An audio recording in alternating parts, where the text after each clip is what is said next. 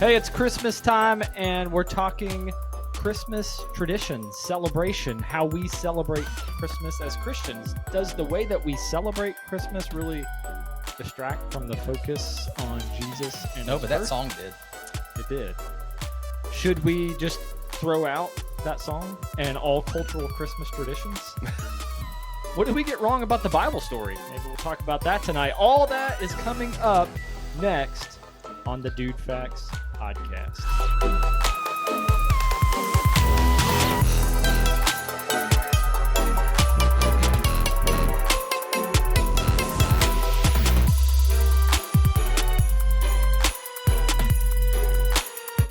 Welcome to the DudeFax podcast.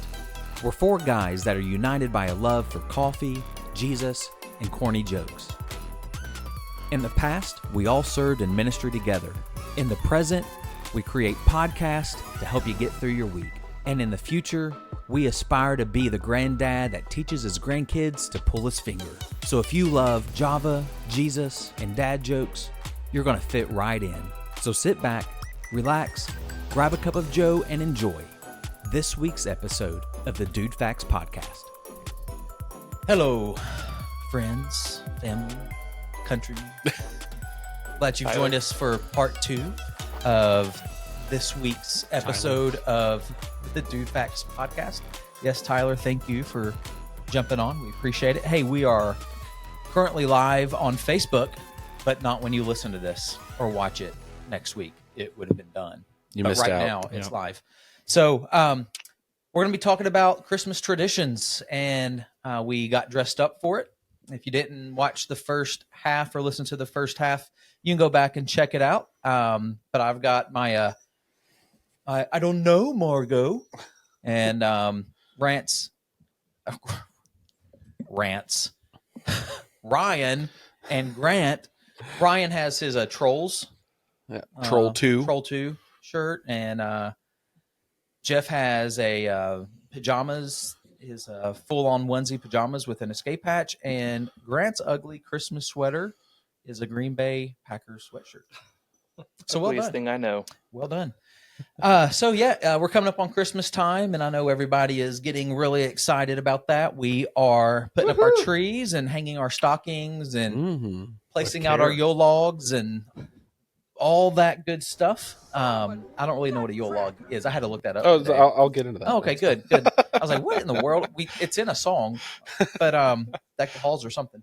But so we have all these Christmas traditions and Halls. Deck the Ugh, hall. that makes so much more sense. Is that, No a part wonder of Erica looked at me funny. is that a part of your calendar? I gotta go. So, so we're just going to ask the question, like, if we know that not all of these traditions come from a biblical description of the birth of Christ. Many have pagan background and beginnings. So is it okay for us to participate in those, or should we stay away from them? And how can we really honor Jesus this Christmas in the way that we participate in all the festivities? So if we're going to be talking Christmas traditions, I thought it might be good for us maybe to share some of our favorite Christmas traditions, maybe something you do now or from when you were a kid. Any takers on that? Want to jump in? Because my computer with all my notes is about to die, and I'm going to need to plug it in. Good.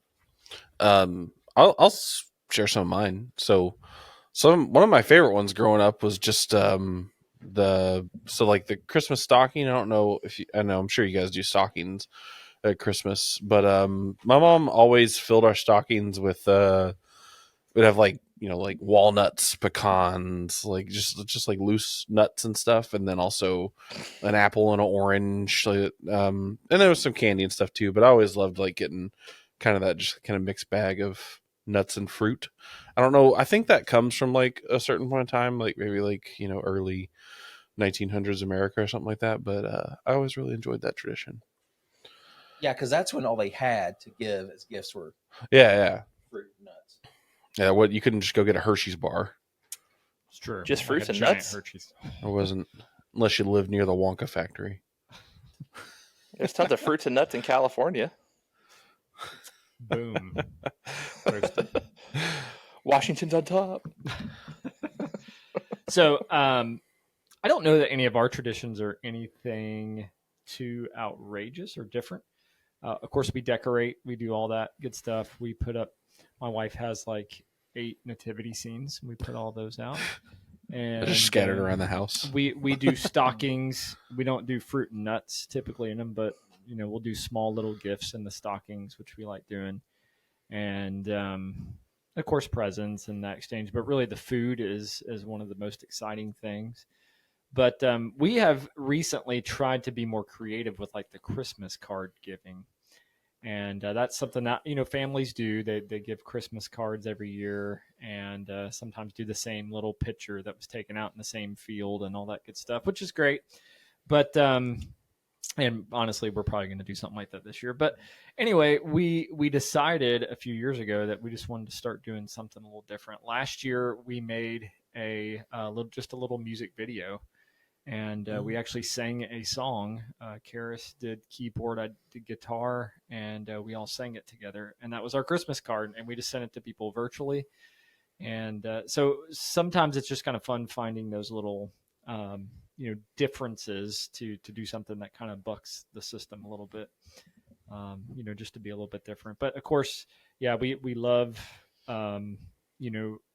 being in the church this time of year, all the celebrations that go with it, candlelight services, just the whole season of Advent. It was cool being at West Point because they would do a rendition of Handel's Messiah every year that was outstanding in the cadet chapel. And that was really cool getting to see that like 3 years in a row. So I do kind of miss that, but I love being able to see Christmas programs this time of year. It just kind of adds to the season. Grant, do you have any? Yeah, we there's a couple of unique kind of Portlandy things we do every year. But I mean, it's not that unique to us. We go to the Nutcracker. We're taking the girls to the Nutcracker almost every year now, and I think that's next Sunday night. Portland International Raceway is a racetrack. They have like the IndyCar race there, and I guess they have an IndyCar race there this year, like a normal IndyCar. But they decorate the whole racetrack. So I've driven on a racetrack multiple times in a minivan. Sweet. So you pay to get on the track, you drive around. It's kind of cool. But then I guess I'm of the age that us white males in the U.S. get to, where we have a favorite species of tree. And at the old house, I don't know if I'm that age yet. Couple years. We planted a weeping yellow Alaskan cedar, which is my favorite tree. And we would decorate it every year with the girls outside of our house. And then this new house, we have a grafted weeping cherry tree, which looks very sad during the winter. So it's now covered in ornaments. Poor tree. Yeah. We do that. I have a favorite tree for Christmas. It's plastic, and it actually, like, the limbs do this kind of thing, and it just fits in a bag. Doesn't make your house smell. No, I miss it. We had a live tree growing up every year, and that was always fun to go How much out. are Christmas trees there? Probably $100 or more, depending on what you get. Yeah, a live one. We have Yeah. We have a large artificial one that we've had for a few years now. Yeah. I don't know about live $200. trees, but I'm guessing. Yeah, to get a good artificial one, it's kind of expensive, but pays for itself after a couple of years. I got one for like $25 from the Dollar General. There you go. It's lasted me like a good 8 years by this point. Nice. So Yeah, good. it's pretty nice. It's pre-lit too. My Just plug it in and go. My favorite tree, to be honest, is the Little Debbie Christmas tree. Those are great. Those are awesome. Little Debbie snack cakes. Speaking of those, I saw some. Sorry, as a side note, those Little Debbie Christmas tree. I saw somebody use a Ninja Creamy. I don't know if you know that appliance, but it's like the Ninja ice cream like a maker. blender or something. Okay. And they made an ice cream out of those little Christmas tree cookies. Okay, I can see Or that. cakes, but Sounds like I a kind of good want idea. one. So in our family, the fruit and nuts in the stocking, my mom would always do that. We'd have it would be down in the bottom. Oh yeah. And it would be heavy. And I guess until you really figured out as a kid, you're like, okay, it's fruit and nuts, but until that point, you're like, oh, there's something really good. They put candy and little things in there. But what I really love about it now is she still does that for all of us. And one of my favorite things around Christmas has always been we'd meet my parents at their church for Christmas Eve service, and then wherever they went to church, and then we would go to their house for dinner. And my dad would read the Christmas story or have one of the grandkids do it. And then we'd open gifts and all that. And then getting that stocking was always kind of sweet, that my mom would still do that, still viewing us as her little kids. But I love that Christmas Eve night. It may be my favorite holiday time of the year, Christmas Eve. And another tradition that we've developed then with our family is it's kind of before Christmas. I mean, it's the week of Thanksgiving.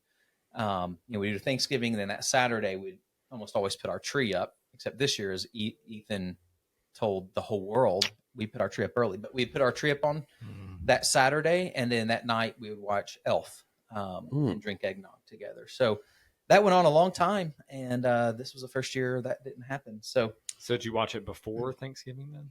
No, we really haven't watched many Christmas movies. Wow. We've had a couple, but we haven't gotten into the good, like, solid every year watches yet, but we should soon.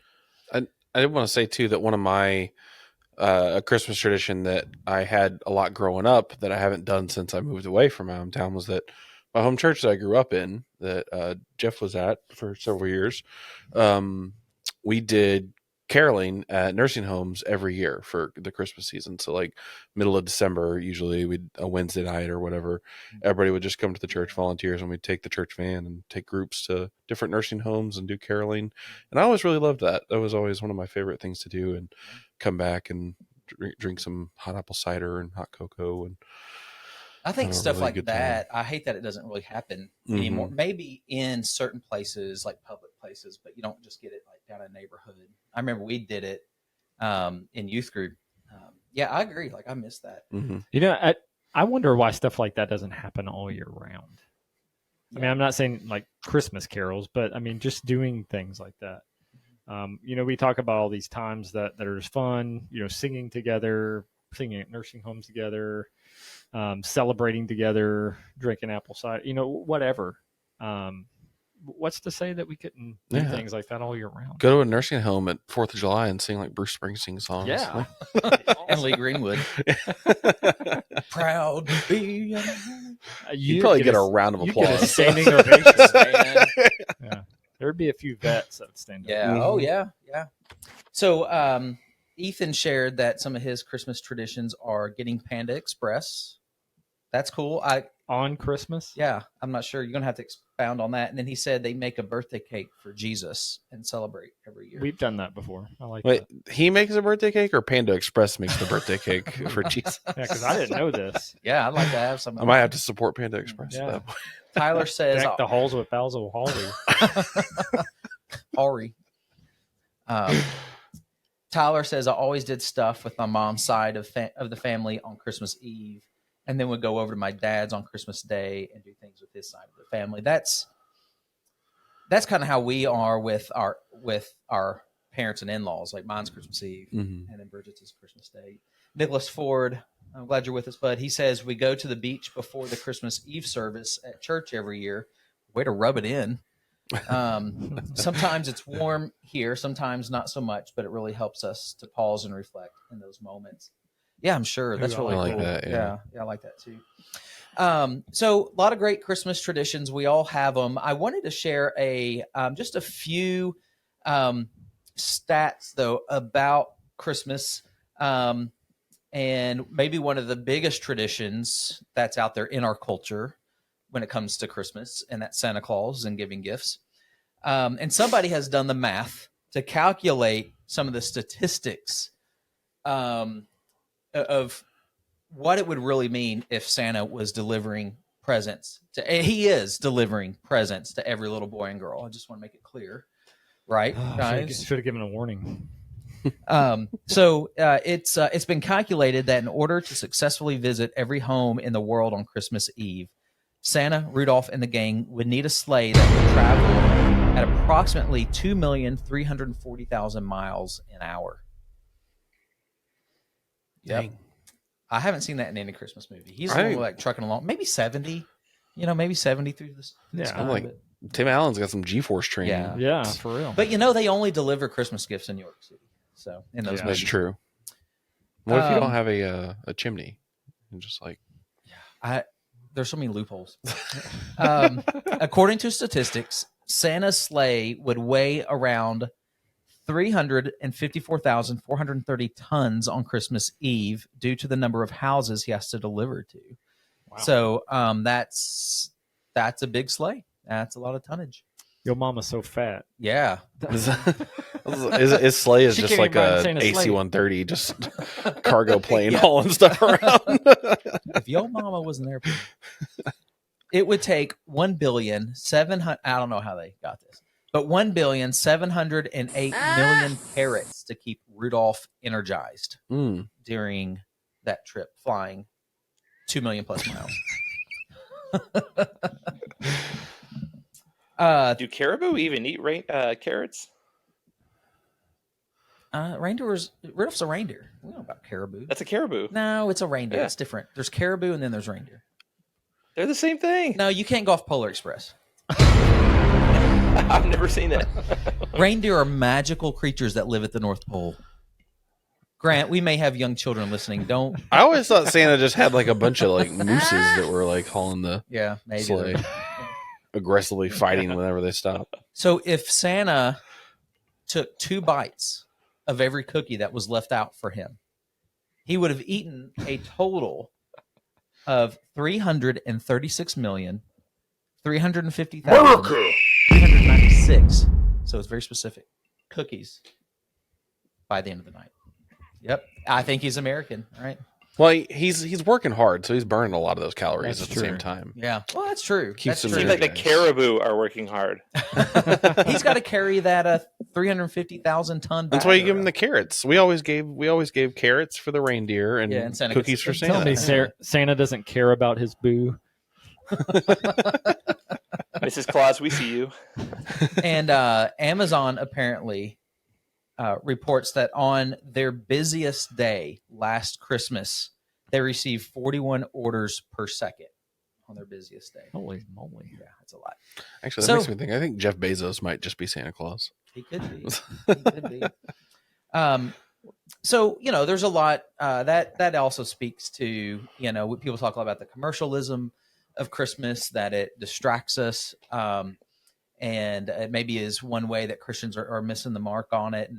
And so there are things out there that could be traditions that maybe aren't good or aren't right for us. But before we really get into maybe all those things, like we did when we talked about Halloween, it might be good to give some of the historical background. Ryan, again, I know you were looking some stuff up. Do you have just some like high level stuff? So it's interesting. Like a lot of the traditions, which some of them actually predate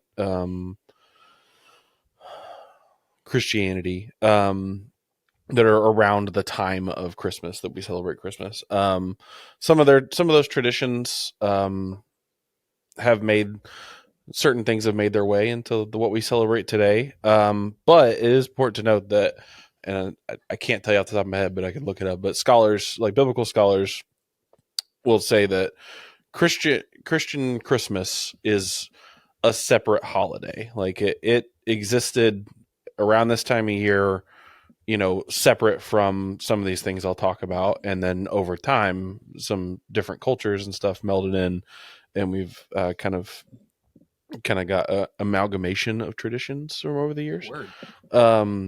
So one of those things is Saturnalia, which would talk about some of the more pagan traditions that are from this time of year. Saturnalia is a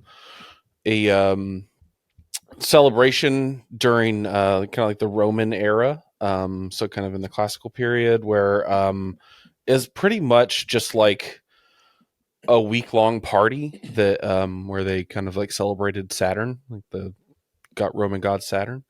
Um, and then I think also the Greeks celebrated this, or they, Kronos, who was the equivalent to Saturn in Greek mythology.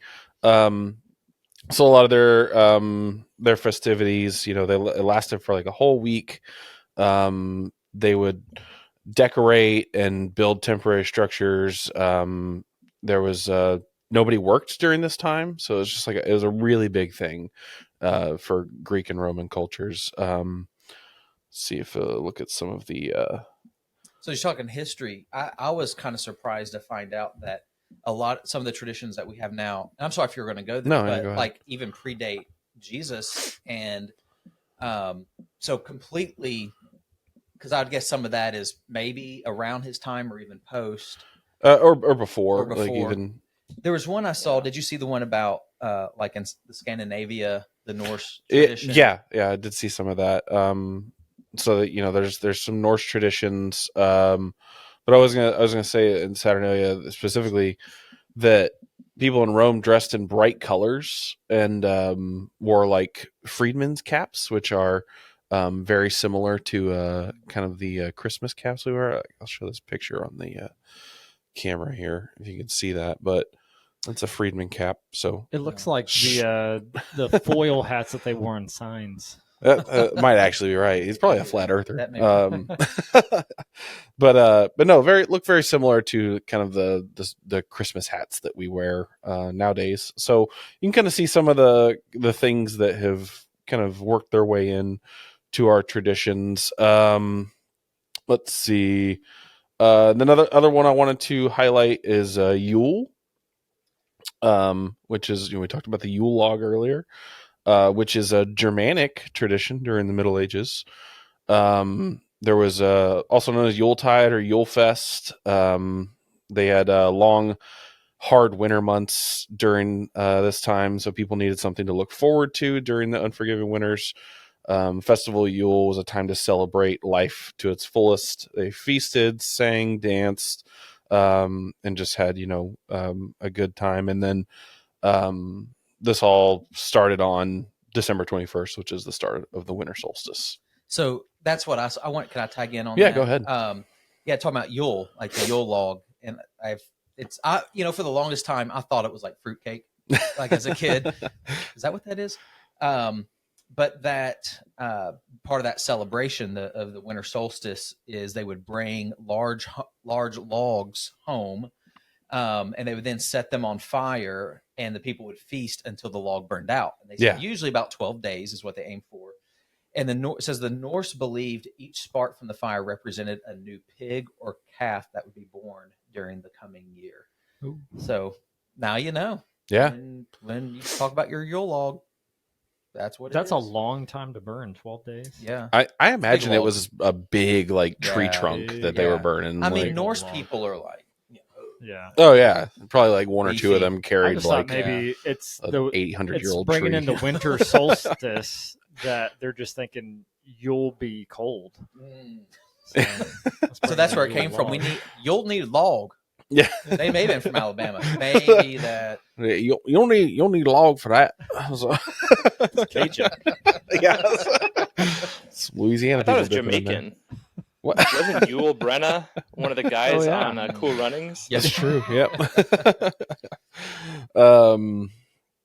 Let's see. Mistletoe also comes from Germanic people, which they believed helped with women's fertility. So Jeff's got that hanging from his hat there. So young couples would hang the plant above their headboards in hope of adding a new member to their family in the coming year. Whoa. Sorry, I Define member. Is this some kind of like reassessment thing? Yeah. And then they would Oh, get him a man. present of a jacket and say members only. Yeah, that's where that Oh, comes okay. from. All right. It's- I was wondering. Yeah. And I did note here that Christians adopted the ancient Germanic symbols of the holly and ivy as representations of Jesus Christ and the Virgin Mary. And there was actually a song wrote about it called "The Holly and the Ivy." That's an old Christmas carol that I don't think is sung very often anymore. And let's see. So Santa Claus, the popular character we all know as Santa Claus, who is real and delivers presents to children on Christmas Eve. And has Krampus as his bouncer. He also has some pre-Christian roots. Though he represents Saint Nicholas, the 3rd century Turkish bishop who famously left gifts in people's shoes. Other parts of the lore surrounding Santa come from more ancient traditions. When one looks at traditional imagery of Santa and not the modern Coca-Cola version, similarities to the Norse god Odin can be found. For instance, many Norse myths, Odin takes from an old white-bearded traveler clad in a hooded cloak. It takes the form of a old white-bearded traveler clad in a hooded cloak, and riding horseback. Odin was also known to ride an 8-legged horse through the sky named Sleipnir. The original Santa rode a horse before he was given the 8 reindeer in the 1823 poem "A Visit from Saint Nicholas." So He yeah, also wheeled Mjolnir. yeah, I'm sure Santa could. Yeah, He's probably worthy. yeah, definitely. Makes sense. But yeah, so just some pre-Christian traditions that we still kind of celebrate, even if indirectly, in today's Christian. So did the Christmas celebration. 8-legged horse? Is that where we got the? Is it 8 reindeer? Yeah, 8 reindeer, 9 if you count Rudolph. Oh yeah, That didn't come 10 until if you count Olive. what? All of the other. Oh yeah, that makes sense. Yeah. so they didn't have a female. Well, I don't know. Was Vixen a female? Sounds like a female. That's a name they wouldn't have picked in today. Well, maybe today's culture would pick it, but Yeah, It's gender neutral. it meant something different fine. back then. they called In them 2020, they would have called her Vaxen. Boom. I guess in the South they wouldn't. Anti-vaccine. But yeah, so those are Yeah, some. that's cool stuff. And actually, in America, like Christmas as we know it, really didn't kick off. I don't know if you saw some of this as well, but I was kind of surprised to find out that it wasn't until like the mid 1800s that Christmas began to be celebrated in the United like States. the fashion that we In the fashion celebrate that we today. do. So Yeah. when the Pilgrims came over, when those first people came over, they celebrated a British version of it, and then after the Revolutionary War, they're like, no, I ain't doing that. And so fish in a bathtub anymore. yeah, no more of that. But it came back around the mid 1800s, and a lot of what we know and understand, and the way that we celebrate it today, a lot came from A Christmas Carol by Charles Dickens. Yeah, And I was then, gonna say the Victorian England was very influential on how we celebrate Christmas today. Yeah. It had been kind of. I saw something like Boston actually banned Christmas because it was that the celebration up until that time, because it always led to a lot of like crazy Ruckus drunken revelry. Yes, Sounds like thank Boston. you. That's and yeah, I think they still do that there. Boston was like, forget it, Forget about it. So, so that's cool. It's cool to know a little bit of the background, and yeah, a lot of what we do, the tree, the Yule, the sing about Yule or whatever the Yule log is now. I think I saw something now. It just refers to a feast. Bells and holly and all these things come from outside Christian tradition. So, what do you guys think about those kinds of things, though? Because I thought it'd be good for us to kind of try to navigate that a little bit. If we know there's a lot of pagan influence again, and this is just like Halloween, where there was this solstice celebration, and as the church kind of began to get its footing and have more control, through the Roman Empire, that they would place or even the early church placed a celebration of Jesus' birthday, like at the end of that, to kind of tag onto it. and took some of those traditions like they did at Halloween. So I'd assume we were probably going to say something like, we're not celebrating what these people celebrated then, the pagans did, and we've put a good spin on it. But do you ever hear people maybe complain about the ways that Christians do celebrate? Definitely. The same way I've heard people complain about Halloween. You know, you have some people who are just staunch, like I don't know. They're just like anti-celebration. Like it seems like they just, don't want anything that might have any remnants of pagan tradition, regardless of its current intent or not. They seem to have a really quiet Christmas. Yeah. Did you guys read about Luther at all? Martin Luther? Because we owe a lot of our practice to him too. And I kind of like his idea of reclamation. It's like an evergreen brought into the house to remember the pagan gods sustaining us through the winter and the hard months of the year. And Martin Luther said, well, it's the one true God. So no, keep the symbol, but recognize who's actually causing this universal reality that you're viewing not fully. So here's the full example. It's God. And we don't know when, but let's remember him this time of year annually. That's kind of cool. Yeah. And that's such a good point just in general, in Christian life. Just because something has a background that started in the world in some way doesn't mean it's always that. God created evergreens, for his glory. Now cutting them down and killing them might not. That's why I use a fake tree. Yeah. That's why we decorate them outside. I care about the environment. That's why I use plastic. Weeping yellow Alaskan cedars, baby. Yeah, I think we do the decorations and all that, and I think that those things are like anything in any celebration. If those things become the idol, obviously, then it's gone too far. But celebrating those, what I would say, obviously traditions borrowed from all around the world in all different times, but now American traditions, I think, is part of joining in the festivities of the season, but also using as an opportunity to point to Jesus. And I think that the bigger danger, if I'm going to go to like dangers of this season, would not be in the decorations and the presents and the songs pooping and the food and all that stuff. And the pooping in the nativity set. But really is the undue stress that we put ourselves under in this season from all the things that we sort of feel like we have to do, such as all the presents that we have to buy, all the parties that we have to attend, all the things that we have to make and eat.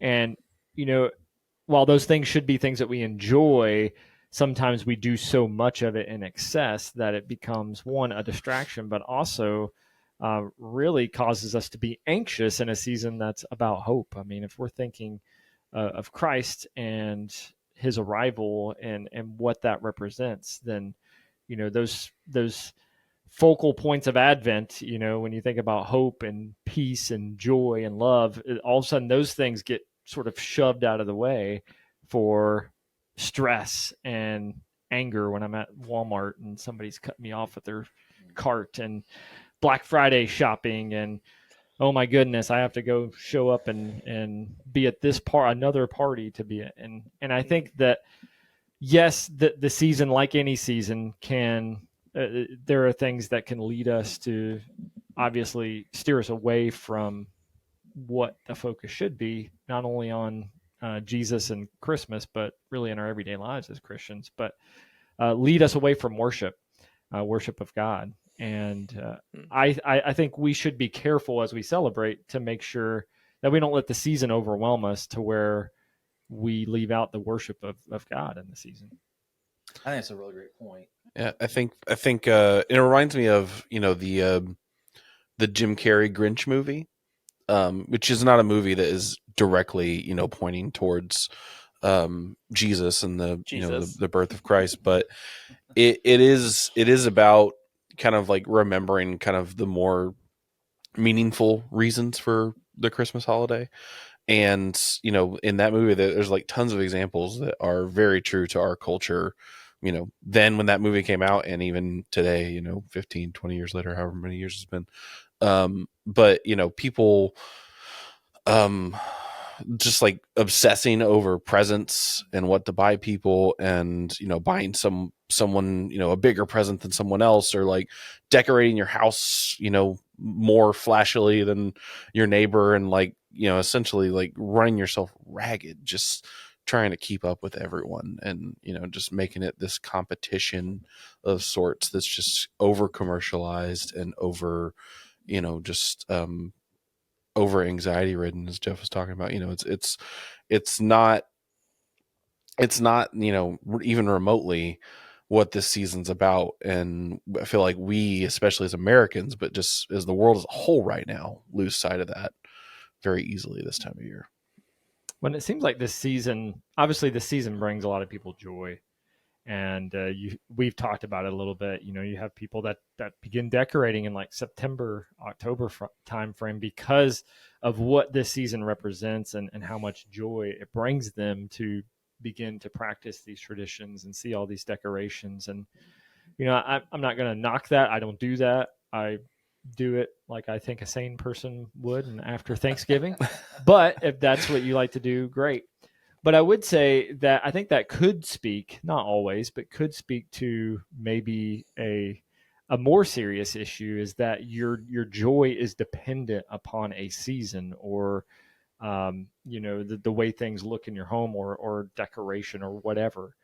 And you know, I kind of jokingly said, you know, why don't we do things like what we were talking about earlier, like go and sing at nursing homes, or go drink cider together with you know, with friends, and celebrate. But, you know, really, I think that's the joy that God intends for us to have always, and we should be walking. It shouldn't be dependent upon a holiday, an event, but it should be something that we celebrate daily.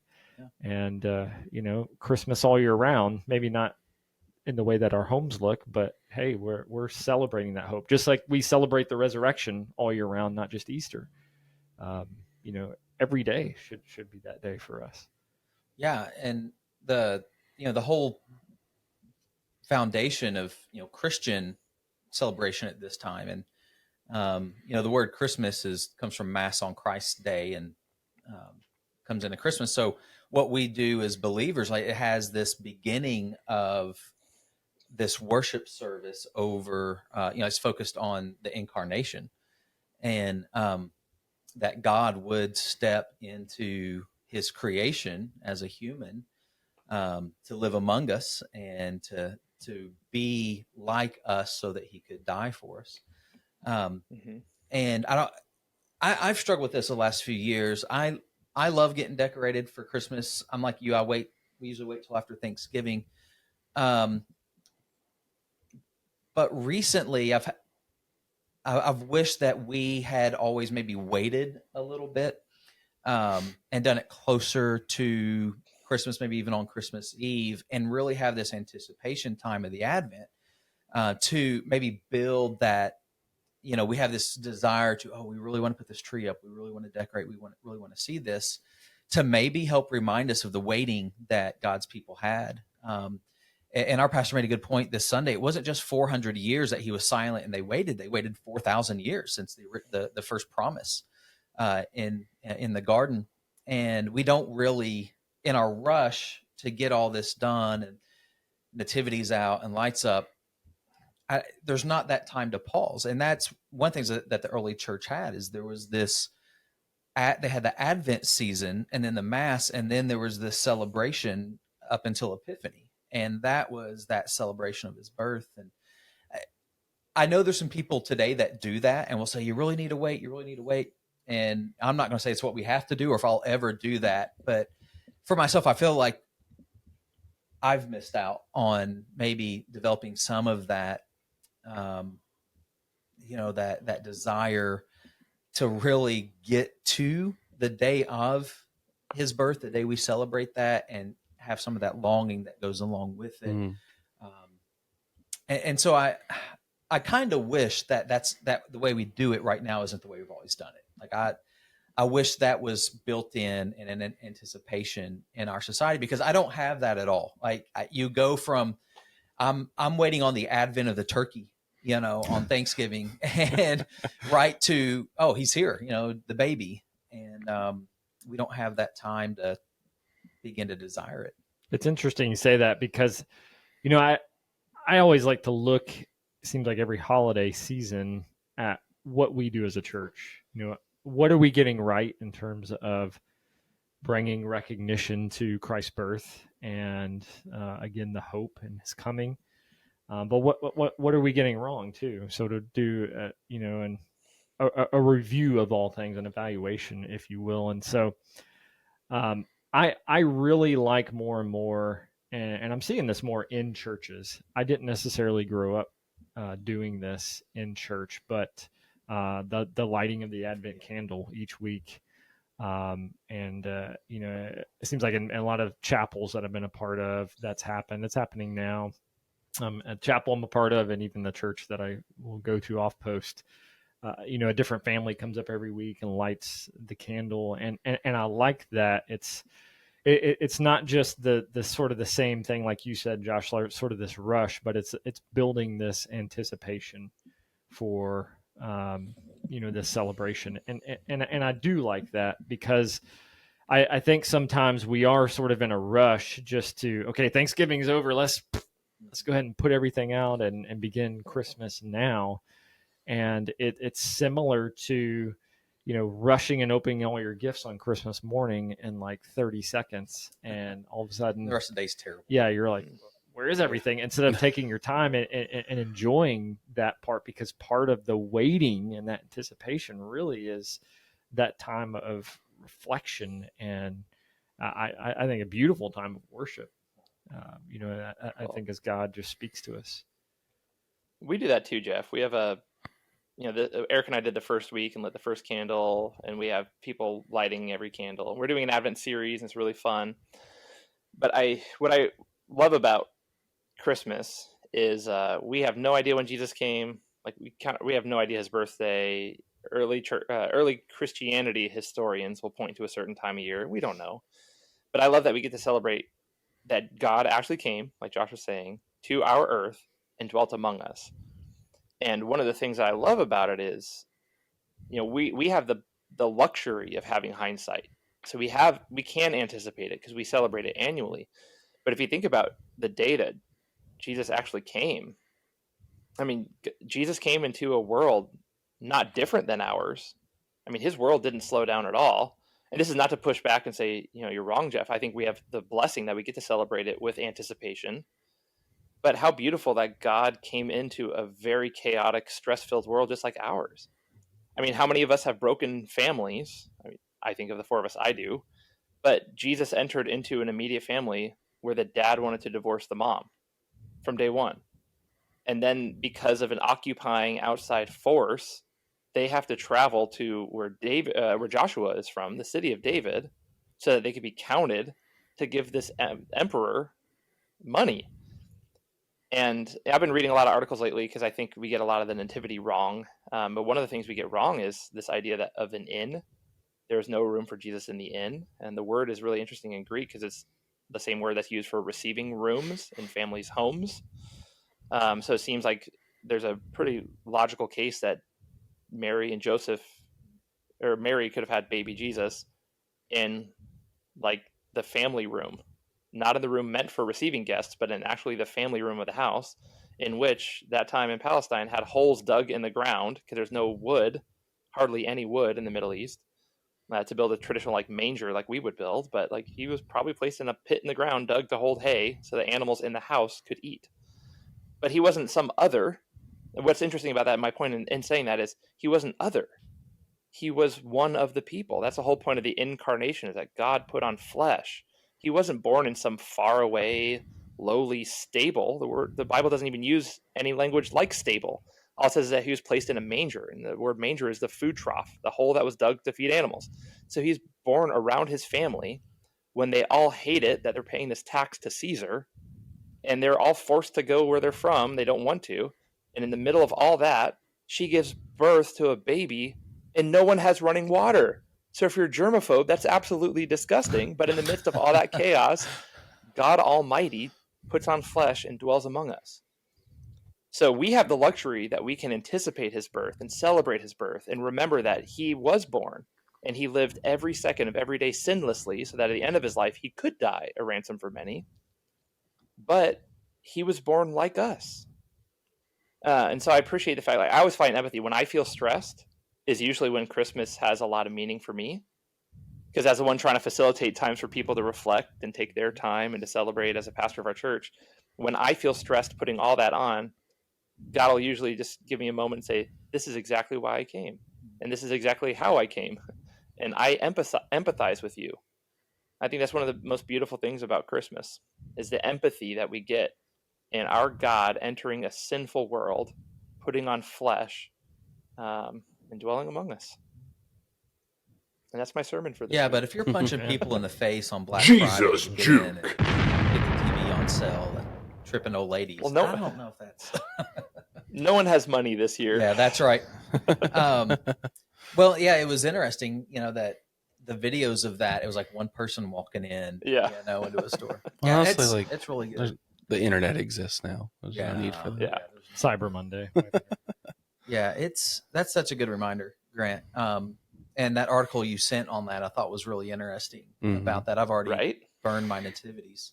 I know. I feel guilty about mine, to be honest. Yeah, I just pooped in them. That's kind of a funny thing is do we do a disservice as a church by putting out the nativities the way that we do? Obviously we've known the wise men thing for years, and obviously the setting, like you talked about, Grant, is much different than what we traditionally put out there. But I mean, how much of that is distracting ultimately from truth, or is it, it may not be technically factually correct, but the spirit, the heart is there. I don't know. Oh, totally.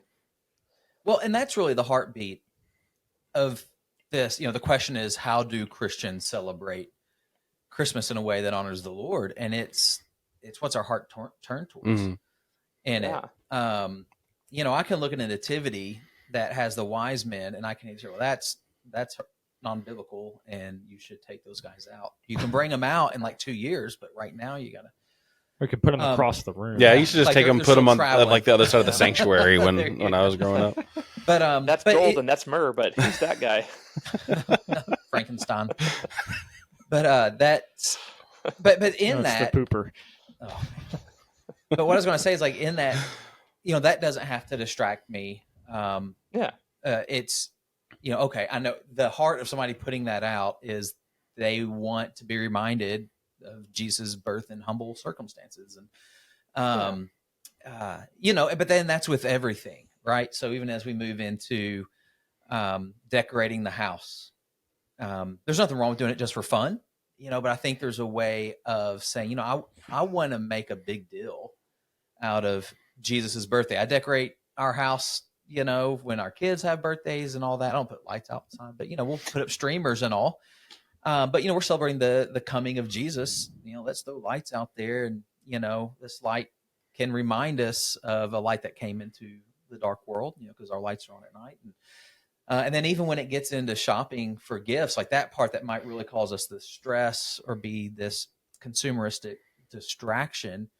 I love giving gifts to people, Mhm. and I like getting them too. But I like that part of finding something that I know someone's going to like, but can I, in my heart, as I buy that and give that, can I have in my mind like this is like a representation of the gift that was given to us in Christ. And this person, like, they just have to take it. They just have to receive it. And that's all we have to do with Jesus.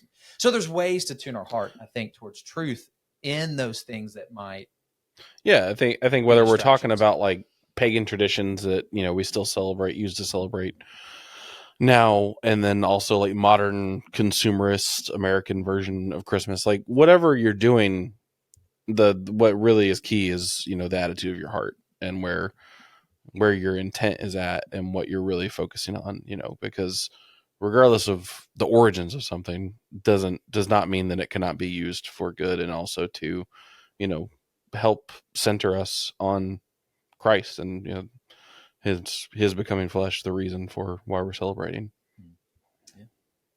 I mean, every time I eat a carne asada, I think carne, incarnation. Hey, flesh, that's Jesus. Hey, Jesus came. I mean, a burrito could like remind communion. you of Jesus. Yeah. So Yeah, if anything can remind you of Jesus, Christmas It's my tree. favorite communion Hey, my is when I'm gosh, eating it's carne in the asada. winter. So what about mistletoe though? Like, where does that? Is this holy kiss? Is that how we take that? Because it was like a fertility thing. Well, God said, "Be fruitful and multiply." Yeah, and that's where it starts. Yeah. Yeah, but what if like me and like my best guy friend like get caught under the mistletoe? Oh, it's sinful. Yeah. Okay. You better just kiss on Sodom the and cheek Gomorrah. and make it that holy kiss. Yeah. Yeah, right.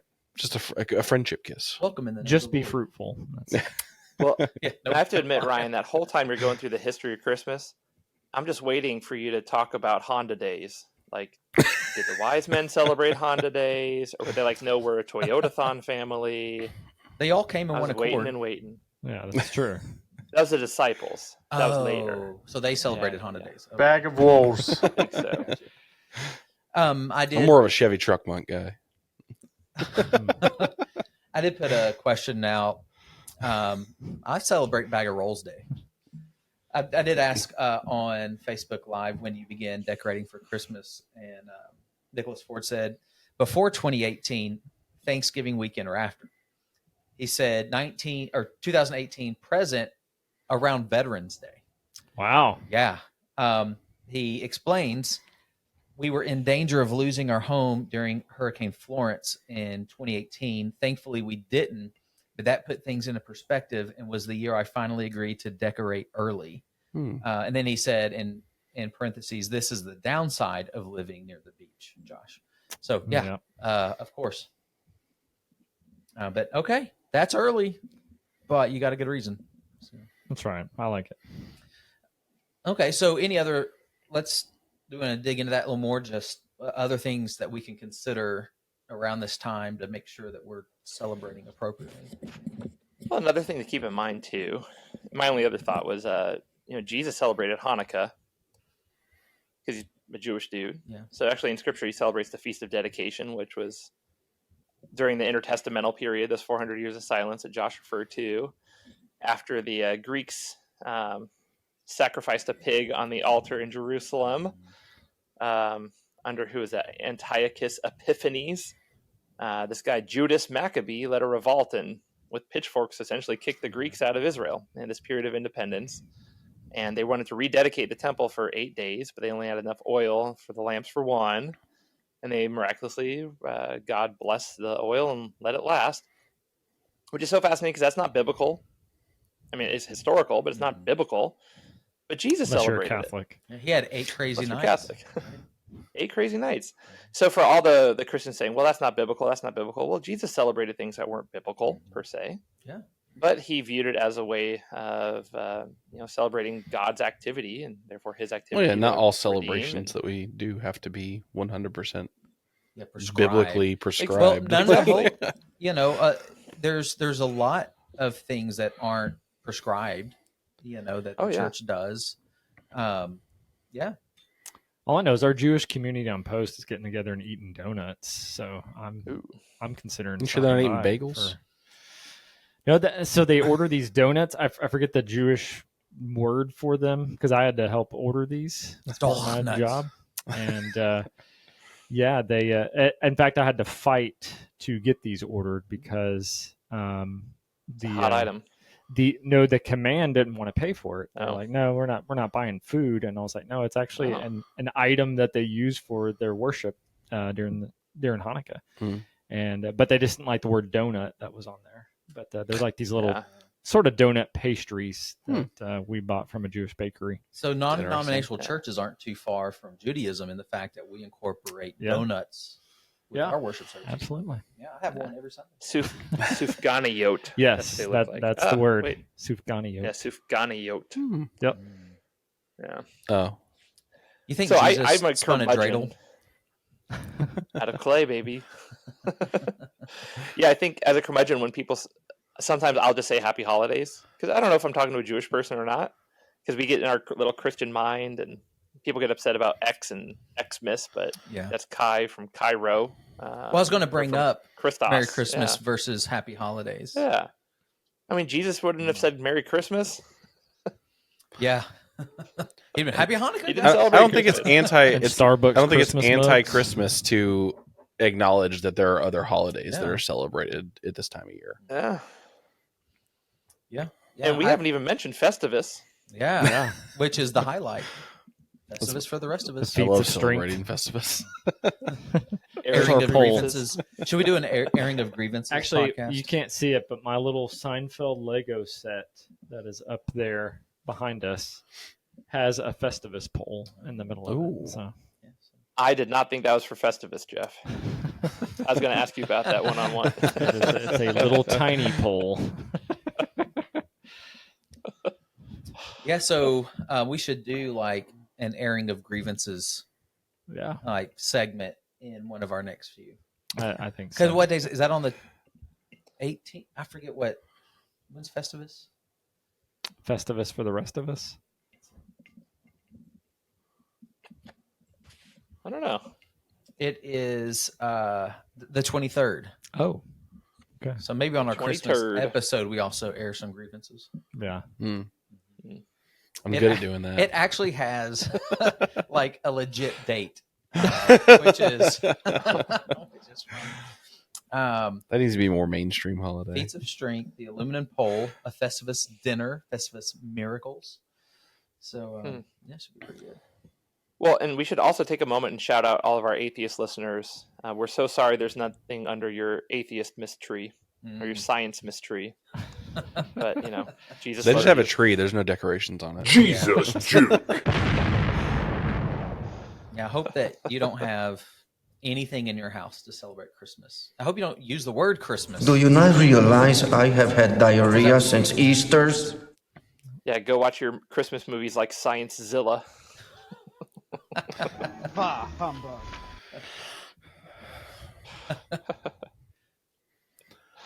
So yeah, there you go.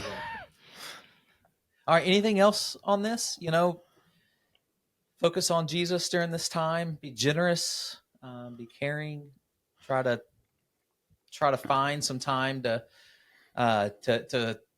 meditate on the truth that God came for us.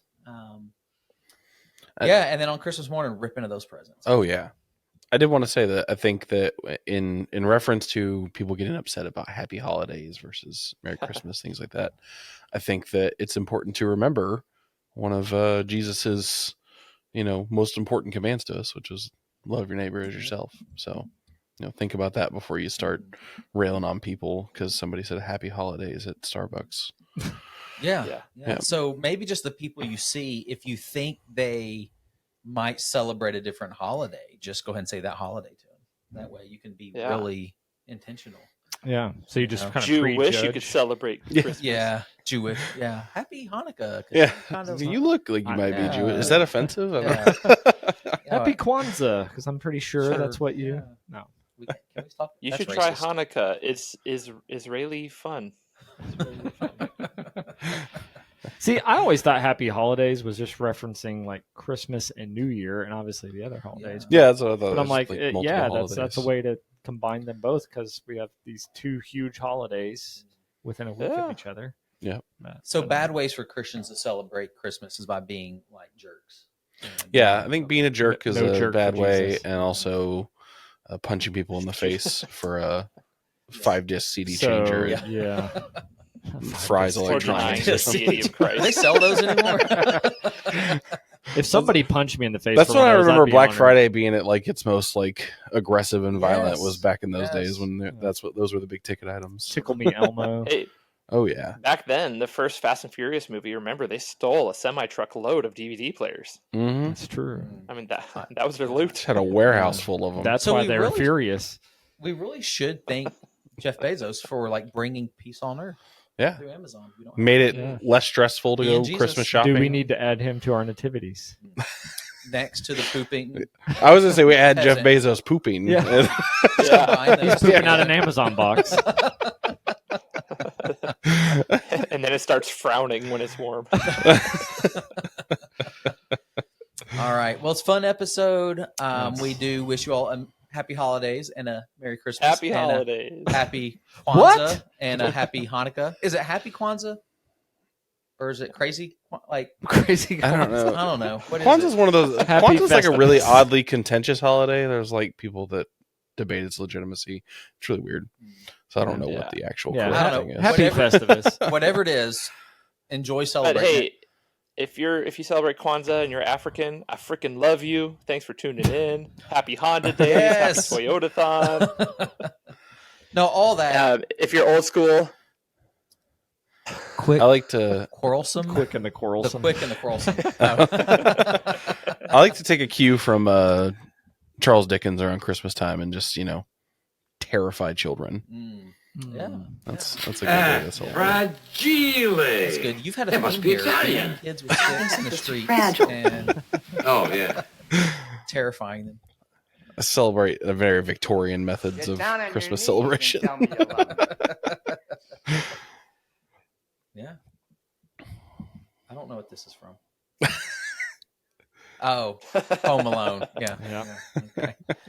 All right. It was fun. Thanks for joining us, you guys that are online at this present moment. And Do you want to outro with the jingle farts? You guys are awesome. I think so because, that song is... People waited around 2 hours to hear that. They did.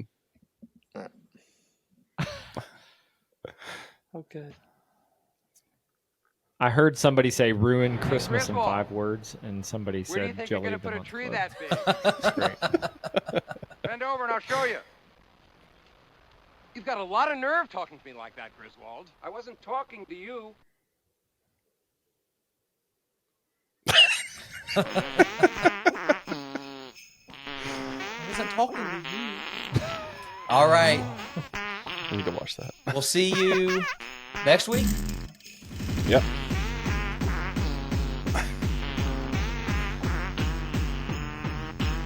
I like when the beat drops here in a second.